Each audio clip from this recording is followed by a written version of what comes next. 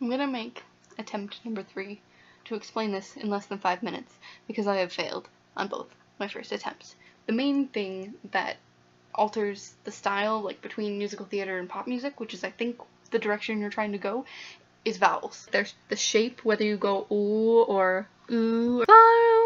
Far away, I wanna go far away to a new life on a new shoreline where the water is blue and the people are new, to another shoreline and another life.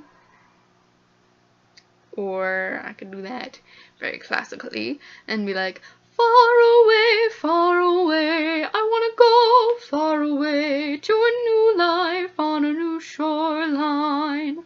Aside from the vibrato, my vowels are obviously drastically different, and I'm lifting my soft palate, which is that soft thing in the back of your mouth that can lift or lower. Like if you yawn, you're lifting your soft palate, so fake yawning and then feel that muscle going up and down, and you'll know what I'm talking about. That's one thing you can do with pop music, is to lower your soft palate and smile while you sing, because that will make your vowels brighter, and lowering your soft palate can also make you sound breathy, which sometimes is something you want. Normally you want to avoid that, and if you catch yourself sounding breathy and you don't want to, then think about lifting your soft palate, because that will help fix it. But like far away, I have my soft palate lifted, versus far away, soft palate lowered.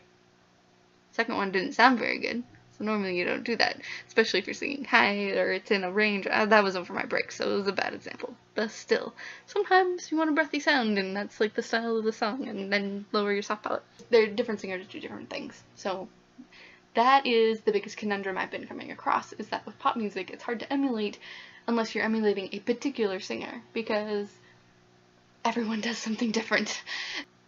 And even musical theater is hard to compare sometimes, because like I was giving Sondheim as an example versus like Jason Robert Brown or Andrew Lloyd Webber or whoever you're talking about, or Alan Menken, you know, they all have very different styles and you would sing them differently.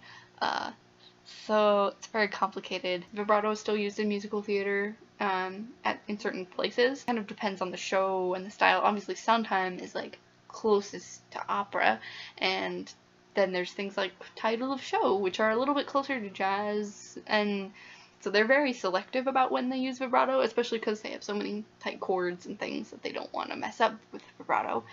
Versus when like Heidi has a solo, she might use it to warm a note if she's letting it grow toward the end or something. Like, stuck in a show where I am playing me.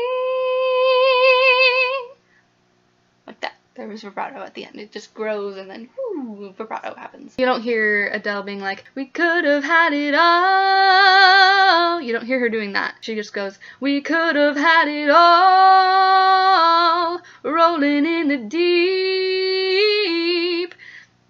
So I still had a little bit of vibrato on the last note, but sometimes I can't help it because I've been too classically trained in some ways.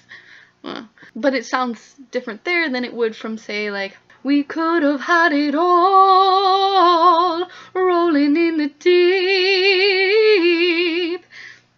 There's that. Or, we could have had it all, rolling in the deep. I hope that maybe comparison explains it, because my words are not explaining it very well. Maybe the singing helps. I don't know. I'm trying not to pretend I know things that I don't know about. I don't sing musical theater very often. It's just my theory that what's making you sound musical theater-y is you probably have your soft palate raised, and you probably, I don't know.